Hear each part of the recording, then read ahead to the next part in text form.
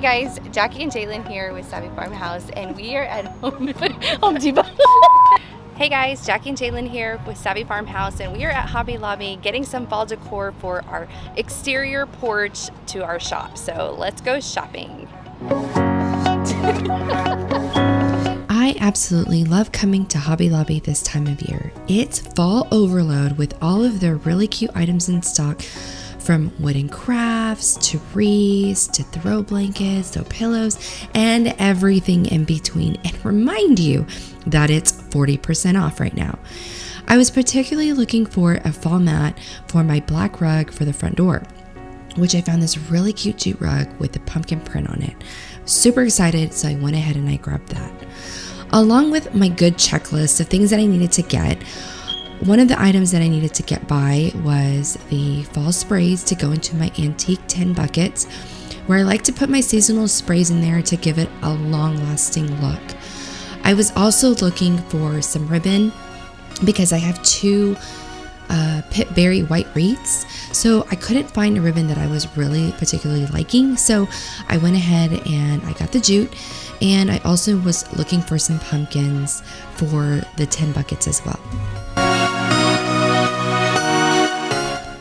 We saw a TikTok video on these metal pumpkins that I found, so we thought we'd give it a try by adding some really cute sprays underneath. We're probably not going to do that in this video, but make sure to like and subscribe to our channel for future videos regarding these metal pumpkins.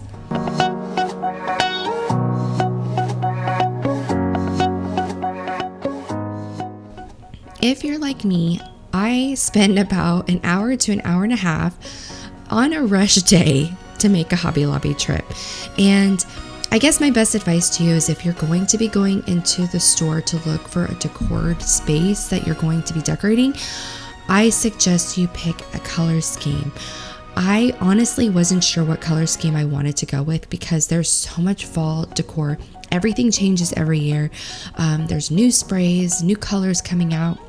And I wasn't quite sure where I wanted to go with my color scheme for the front porch area. So I was back and forth with the white tones, the burgundies, and then also the oranges. I was all over the place. So people probably saw me in and out of the aisles maybe like 4 times, but totally okay.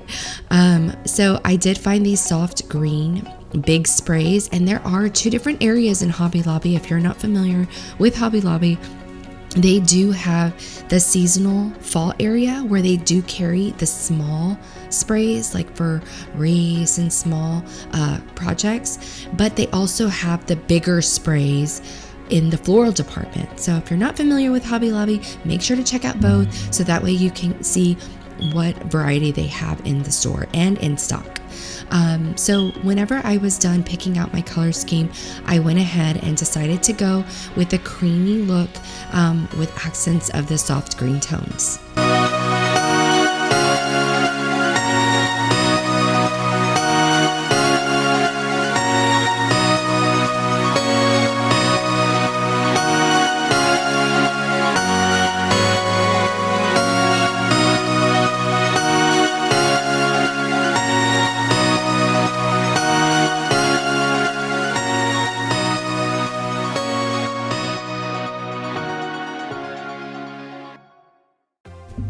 After we got back from Hobby Lobby, I decided to get my work clothes on and start cutting out a really cute porch sign that I cannot wait to show you guys. I couldn't quite find anything at Hobby Lobby for my front porch that I was wanting, so I decided to DIY one myself.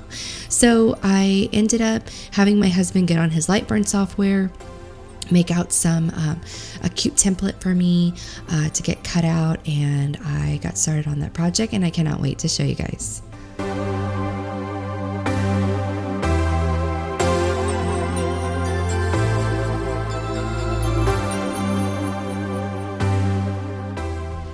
Now, because I ran into a lot of different templates that I absolutely loved for my front porch, I decided, why not? Let's just go ahead and cut out a few of them just to see which one I like. So I wasn't sold on which one I wanted to do.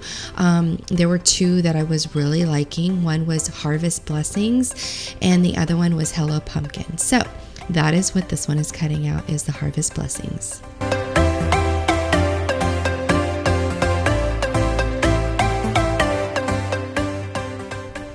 After everything was cut out, I was really liking the way everything was looking.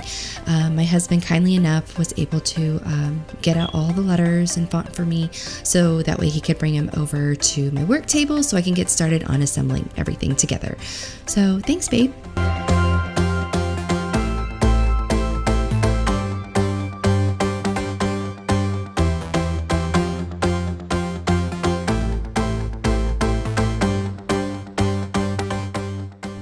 So once I got my letters to the sign, I went ahead and I had Jalen spray all my font out. I decided to do a black, so we used a matte black spray paint on top of the letters. And once I was done with that, I went ahead and started cutting out my wooden frame. Now, a project ago, if you are familiar with our videos, we did do a mud bench for a client out in Gerald, Texas, and we had some of this plain wood left over. So I really like the way the soft color tone of that looks. So I went ahead and used the remaining pieces from that old barnwood for this project.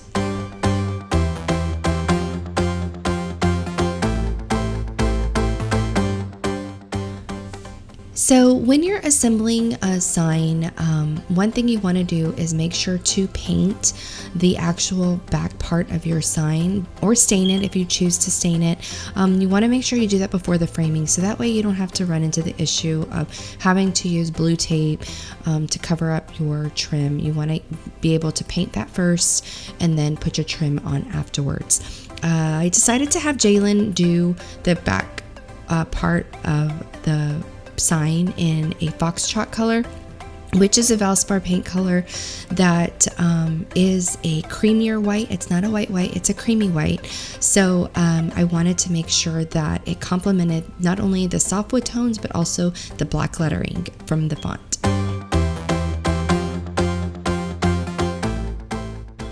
After I was done putting on the wooden frame, I decided to use the negative template from the stencil cutout that my husband did on the laser plasma cutter. So I went ahead and I went to my panel saw and I cut out this template so that way I knew where to place all my lettering, which helped so much.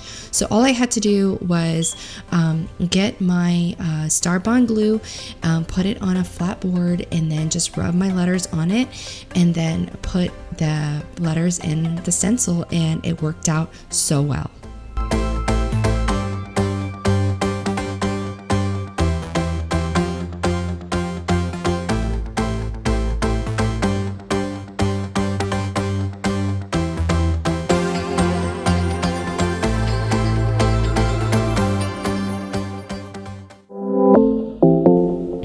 It's my favorite part of this project by far. Like always, you guys know, I absolutely love to decorate. So I went ahead and started off by cleaning off my porch with our blower. And with that being said, once I got everything blown off, all the dirt, the rocks, things like that, I was able to get started.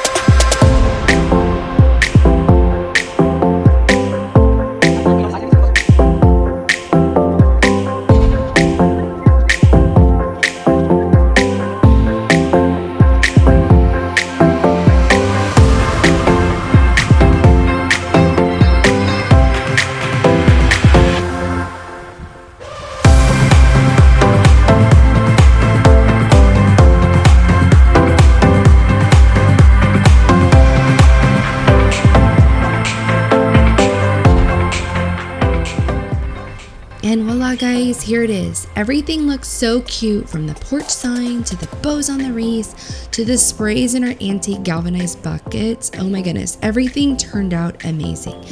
Definitely thinking about adding some cute wooden pumpkins, which gets me to thinking about some we did last year using some scrap wood. So I'm pretty pumped about utilizing some pallets we have for some pumpkins.